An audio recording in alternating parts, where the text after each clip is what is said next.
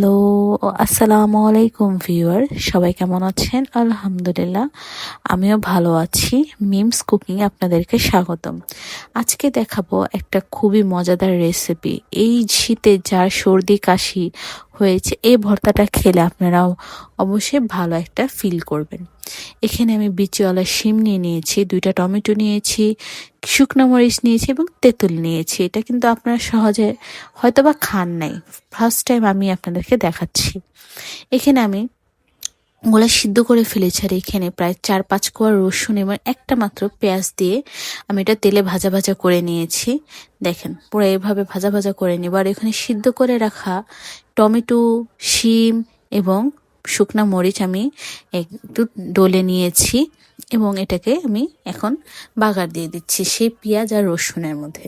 এখন ভালো মতো এটাকে আমি নাড়াচাড়া করে নিব একবারে। এখানে কিন্তু অল্প একটু পানিও আমি অ্যাড করেছি। দেখেন, পানিটা কিন্তু যখন পানি পানি থাকবে তখনই নামিয়ে ফেলবেন। এখানে আমি 2 চামচ মরিচ গুঁড়ো, 1 চামচ হলুদ গুঁড়ো এবং 1 চামচ জিরার গুঁড়ো দিয়েছি। আপনারা আপনাদের স্বাদ অনুযায়ী ঝালটা দেওয়ার চেষ্টা করবেন। আমি এখানে বেশি ঝাল দিয়েছি যেন খেতে খুব মজা লাগে। শীতের সময় ঝাল ঝাল খেতে কিন্তু সবারই খুব ভালো লাগে। এখানে সে তেঁতুলটা আমি পানি দিয়ে গুলিয়ে রেখেছিলাম। নামানোর কিছুক্ষণ আগে তেঁতুলটা অবশ্যই দিয়ে দিবেন এবং খেতে এটা অসাধারণ হয়।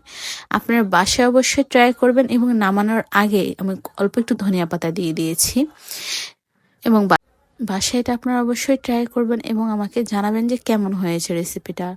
আজকে এই পর্যন্ত, এবং ভালো থাকবেন, সুস্থ থাকবেন এবং যারা আমার চ্যানেলটা নতুন দেখছেন অবশ্যই সাবস্ক্রাইব করে যাবেন।